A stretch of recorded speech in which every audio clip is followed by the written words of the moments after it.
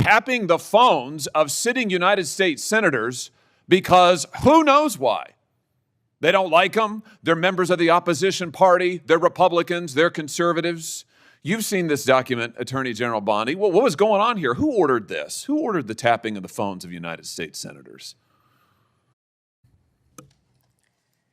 Senator Hawley, I cannot discuss the details of that right now for very good reason. You're going to do a thorough investigation into this, I trust. Did the FBI secretly tap the phones of sitting U.S. senators? In a fiery Senate hearing, Senator Josh Hawley confronts Attorney General Pam Bondi over shocking allegations of political weaponization under President Joe Biden, from claims involving Special Counsel Jack Smith to accusations against former Attorney General Merrick Garland. This hearing raises serious questions about the FBI, surveillance, and the future of civil liberties in America. Were conservative groups targeted? Were Catholic parishes monitored? Were parents investigated as threats? This full breakdown walks you through every explosive moment and what it could mean moving forward. Let's slide in. If you find this political breakdown interesting, please give me a thumbs up and as well like and subscribe for more. Welcome. I've been listening closely in this hearing, and I've heard over and over from my Democrat colleagues concerns about targeting political enemies, and they've accused you of all manner of things and the current president. I've also heard them said, and I just wrote it down because I wanted to be sure I heard it correctly. I've heard them say that Joe Biden never targeted his political enemies. Joe Biden never directed his attorney general to target his political opponents. That's interesting, because I could have sworn that yesterday we learned that the FBI tapped my phone. Let's look at it. We've got a list. Tapped my phone, tapped Lindsey Graham's phone, tapped Marsha Blackburn's phone, tapped 5 other phones of United States senators. Gee, it sure looks like targeting political opponents to me, and yet I haven't heard a word from that side of the dais about any concern whatsoever. We've got nothing but concerns today, but no concern at all for a Justice Department that is tapping the phones of sitting United States senators because who knows why. They don't like them. They're members of the opposition party. They're Republicans. They're conservatives. You've seen this document, Attorney General Bondi. Well, what was going on here? Who ordered this? Who ordered the tapping of the phones of United States senators? Senator Hawley, I cannot discuss the details of that right now for very good reason. You're going to do a thorough investigation into this, I trust. Is that correct? We will be looking at all aspects of this, and I have talked to Director Patel at length about this. And you're going to figure out who was involved in this, who signed off on it, who knew about it. You're going to get to the bottom of all of it. Is it correct? Yes, and I've spoken to Director Patel about it, and he is committed to doing this. Well, I can tell you, we already know many of the details. We already know that this was ordered by the Special Prosecutor Jack Smith, who reported directly to the Attorney General of the United States, Merrick Garland. And we know that Jack Smith was on his witch hunt because he was directed to do so by the President of the United States, Joe Biden. Let's just remember. Let's take a walk down memory lane. April 2nd, 2022, the New York Times. Garland faces growing pressure. The Times says as recently as late last year, that would have been 2021, Mr. Biden confided to his inner circle he believed former President Trump was a threat to democracy and should be prosecuted. It goes on to say that Biden was frustrated with Garland and wanted him to take decisive action against Trump. Here's what we're talking about. Trump, of course, was a private citizen at the time. So he appoints his own hitman, Jack Smith, who goes after the president, former president, who goes after members of this body. You know, the thing about it, though, that really strikes me is that it didn't stop with members of the United States Senate. Did it, Attorney General Bondi? It didn't stop here at all. I mean, just as egregious, maybe more so than tapping the phones of U.S. senators, is this memo that I know you've seen before. Let's just look at it again. This is an FBI memo from the same time period, I might add, from the same time period, in which the Federal Bureau of Investigation attempts to recruit informants into Catholic parishes in this country. So here you have an administration that is activating the FBI against its political opponents and tapping the phones of United States senators. Can I just say that again for my colleagues, for the benefit of my colleagues on the other side of the dais? Tapping the phones of United States senators. This isn't hypothetical. This isn't maybe what will you do in the future. This isn't, oh, gee, can you imagine a situation? This happened. This happened.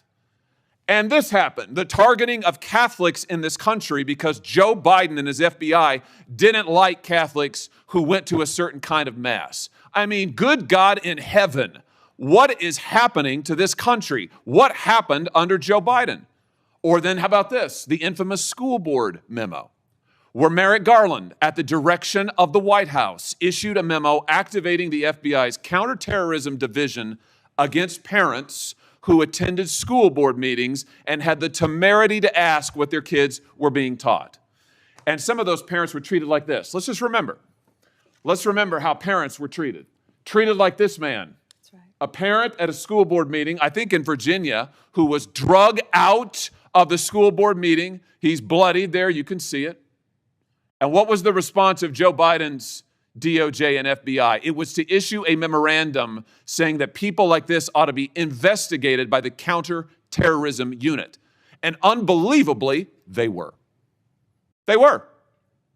Or how about this? Let's remember Mark Houck and the pro-lifers who were prosecuted for what? For going to a clinic, an abortion clinic, and praying on a sidewalk outside the abortion clinic. This is Mark Houck and his beautiful family at Mass. This man, at the direction of Joe Biden's FBI, this man had an FBI SWAT team come to his door in the early morning hours with his beautiful children there, terrorizing them with weapons drawn. He was then arrested and prosecuted. And fortunately, a jury acquitted him. This is what was happening under Joe Biden. United States senators spied upon. Former presidents, the political opponents of the president at the time, targeted, prosecuted. Pro-lifers, targeted, prosecuted. Catholics, targeted, prosecuted. 92 conservative organizations put under surveillance, targeted for potential prosecution. Gee, I don't know. Would you call that an example of weaponization, Attorney General Bondi? Do you think that's a fair characterization? Senator Hawley, that is the ultimate weaponization. And weaponization under Donald Trump has ended. It has ended. Harmeet Dillon is running our civil rights unit, and she is doing an incredible job. No longer will parents be targeted. No longer will parents who care about whether their elementary school children have to read a transgender book be targeted and told they cannot have any say in their child's education. That has ended under this administration. People can worship freely, whether they're Catholics at synagogues or Muslims. Everyone can worship freely. That was the ultimate weaponization. They were targeting Catholics. No longer. They have been targeting so many American citizens throughout this country. And Senator Hawley, you have been a champion of this, and thank you for being a champion of that. But under Donald Trump's watch, it has ended. You know, I think about some of the abuses of power in this country's history, and there's been, sadly, a lot of them by members of the executive branch over the years, whether it's Watergate, whether it's what J. Edgar Hoover did in his time at the FBI, spying on many public figures, RFK, MLK, JFK, you name it. And I just have to say, what we now know happened in the last 4 years under this administration surpasses all of that. It surpasses all of it. Not just for the interference in the legislative branch, not just for the blatant disregard for the separation of powers, not just for the blatant disregard for the First Amendment, but for the targeting of ordinary American citizens who can't afford lawyers, who can't afford to mount a defense, who when the FBI knocks at their door or comes with the SWAT team, they don't know what to do. It is absolutely a disgrace. It is a stain on the history of this country and on the conscience of this country what this administration did in the last 4 years. So here's what I think needs to happen. Madam Attorney General, I think we need a special prosecutor to be appointed whose sole responsibility will be to get to the bottom of what has happened in every instance that I have just named. I think we need to know exactly who approved the wiretaps on United States senators, who knew about it, what agents were involved at DOJ or the FBI. I think we need to know exactly who signed off on the Catholic memo, the spying memo, who was involved with it, how far did it go. I think we need to know exactly who authorized the prosecution of Mark Houck, who terrorized pro-lifers and tried to intimidate them. I think we need to know. that, Mr. Chairman, this committee needs to do oversight hearings. We need to have thorough hearings into what has happened these last 4 years and this abuse that has now just been uncovered, because we have to ensure that it stops. As you just said, Attorney General Bondi, we have to ensure that it stops.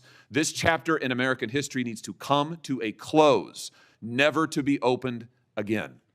The use of the most powerful law enforcement bodies in the world against ordinary citizens and political opponents must end once and for all. And we have a chance to do it, and it needs to be done with a thorough investigation, full transparency.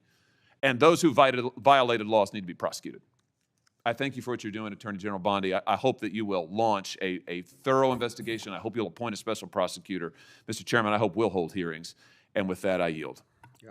Before I call on Blumenthal, I want to, without objection, introduce into the record a document that General Bondi helped to declassify. The document is Array FBI announcement.